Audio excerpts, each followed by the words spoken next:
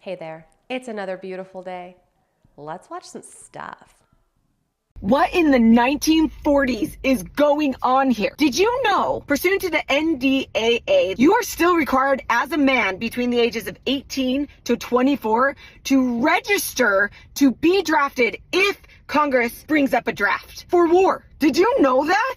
I didn't know. And you were going to have to sign up. If you didn't sign up, then it was considered a felony, and then they were possibly going to prosecute you. You were going to go to jail. Well, this year, right now, the NDAA Act now made it that you are automatically enlisted between the ages of 18 to 26 if you are a man, for them to draft you if needed automatically. And we are living in a day and age where is it completely impossible that it could actually happen and a draft would be needed. Part of this act as well, they increased the military budget, the national defense budget, from $895 billion. It's $9 billion more than last year. It gave the biggest pay raises that America has ever seen in the military, like 19%. So a lot of good, but a lot of like, what? And Congress passed it. I don't think that it's going to be called up to the Senate. I don't think it's going to pass up there, but this is what we have. And I want to know, what do you think about this?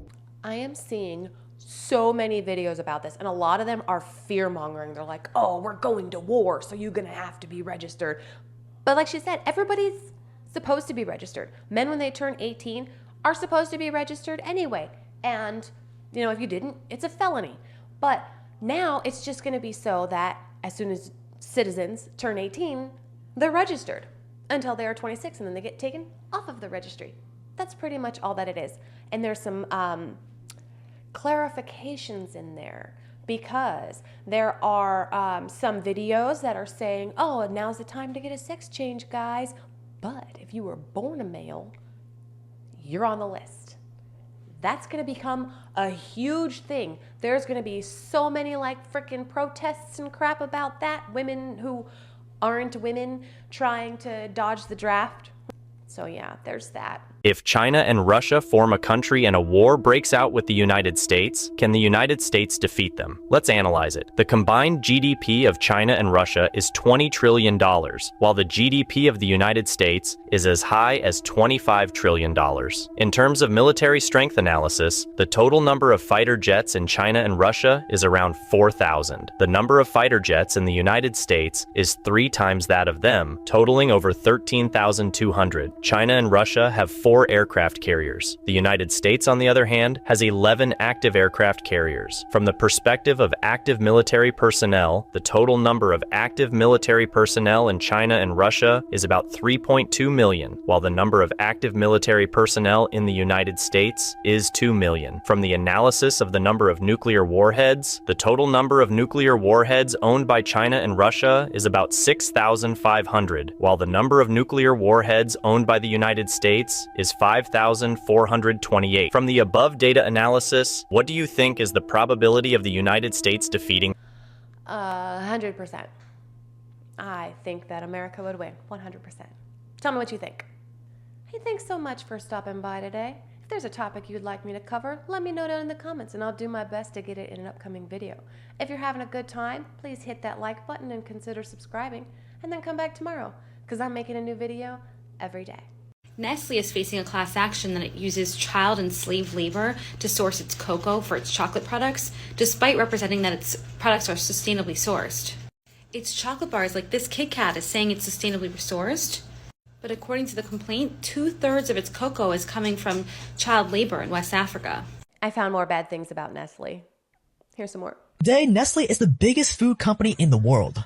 Even after years of controversial tactics, to say the least, no one can deny the international need for water, formula milk, and yes, even chocolate. And they've done a pretty good job of keeping their shady past under wraps, so people are still buying products from their almost 2,000 different brands. Nestle operates in 190 countries, employs almost 300,000 people, and has 376 factories worldwide. Nestle is one of the best employers in Europe, and a powerhouse of a food company. A food company where even Nestle has admitted that 60% of its products aren't even healthy. Yes, Nestle does own a ton of products. There are things that I didn't even know were made by Nestle.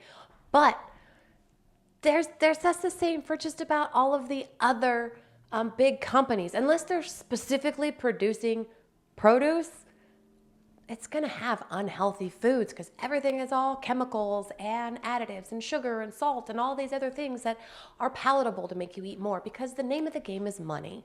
Ultimately, when you go to a grocery store, what you want to do is shop the perimeter. Anything on the inside, unless it's cleaning products, is crap.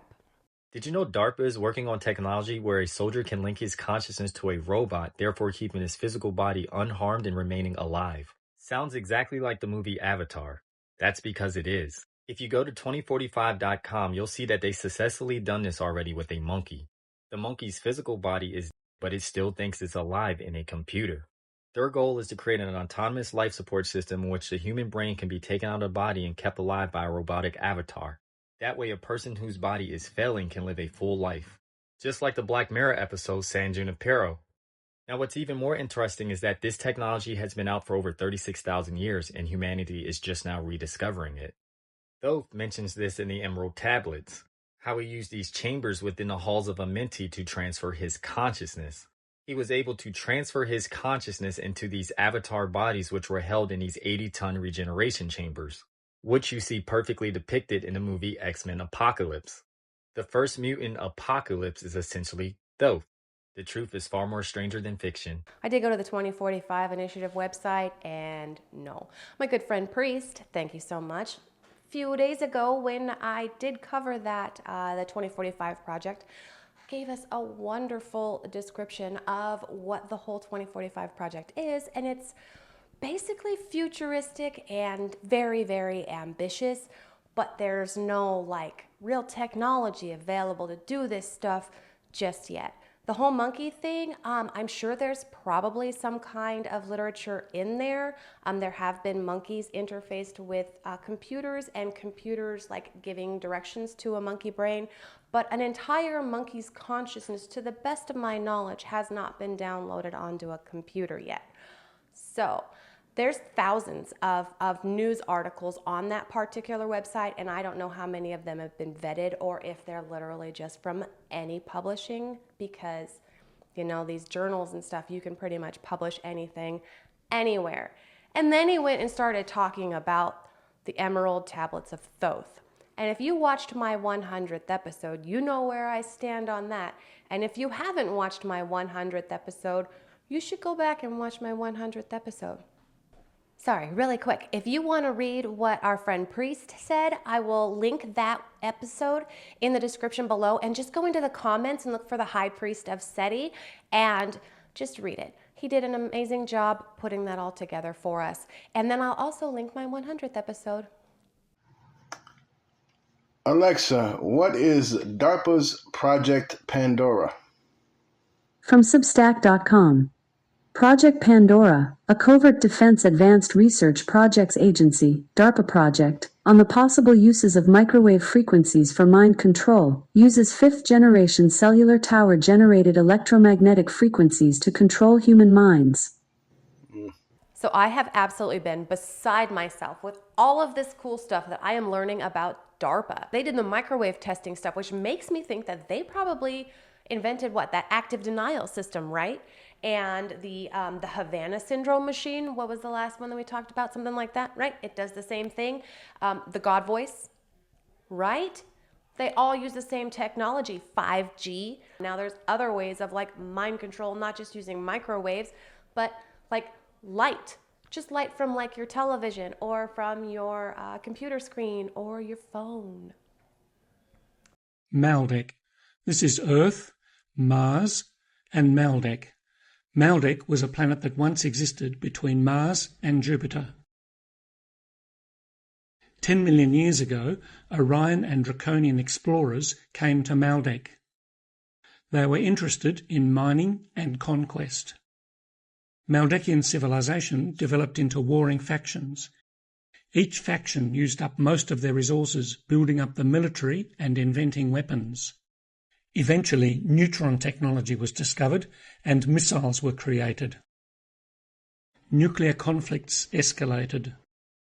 One day, missiles destroyed an underground silo containing a large number of warheads.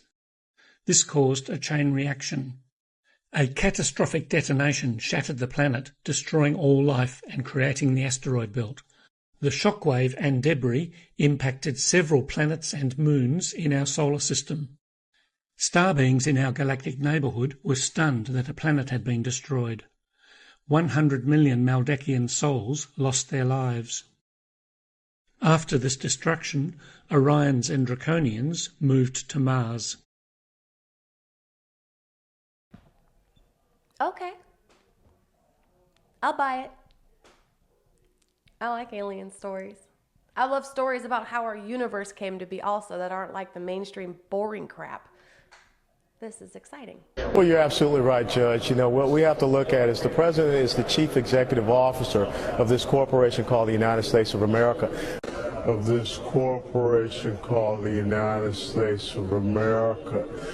Now, I have been pouring through videos ever since I learned about this, about the United States being a corporation, United States Inc., and how we are basically just here to pay off the debt. Now, Jerry told me that there was a second Declaration of Independence signed by Trump in 2020, and I looked all over the place, and this is what I found. Now, this guy does a great job, okay? He does a great job. There's 3 or 4 parts of his TikToks. I'm not gonna play the whole thing because they're like 9 to 10 minutes each, but if you want to find him and go check out his stuff and listen to him, it's fantastic.